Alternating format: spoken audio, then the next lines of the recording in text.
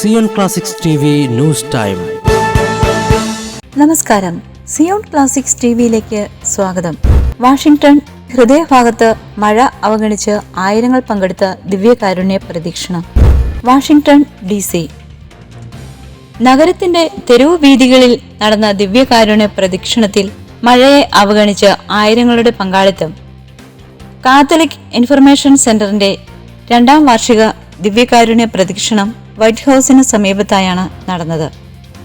വൈദികർ, കന്യാസ്ത്രീകൾ, അൽമയർ ഉൾപ്പെടെയുള്ളവർ പ്രദക്ഷിണത്തിന്റെ ഭാഗമായി.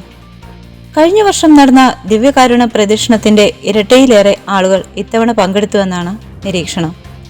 മഴയുള്ള കാലാവസ്ഥയിൽ ദിവ്യകാരുണ്യ ഈശോയോടുള്ള സ്നേഹം പ്രകടിപ്പിച്ച് ആളുകൾ കൂട്ടമായി എത്തിയതിൽ സന്തോഷമുണ്ടെന്ന് കാത്തലിക് ഇൻഫർമേഷൻ സെന്ററിന്റെ ഡയറക്ടർ ഫാദർ ചാൾസ് റൂലോട്സ് പറഞ്ഞു.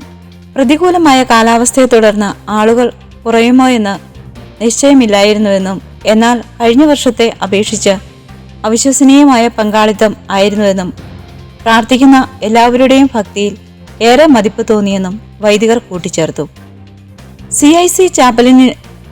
CIC ചാപ്പലിനുള്ളിലെ വിശുദ്ധ കുർബാനയോടെയാണ് പരിപാടി ആരംഭിച്ചത്.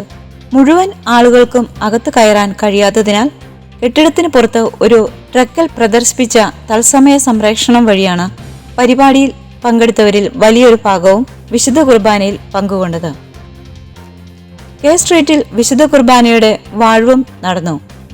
റോഡിൽ ദിവ്യകാരുണ്യ പ്രദക്ഷിണം ആരംഭിക്കുന്നതിന് മുമ്പ് വിശുദ്ധ യോസഫ് പിതാവിന്റെ ലുത്തിനിയ പാരായണവും നടന്നു.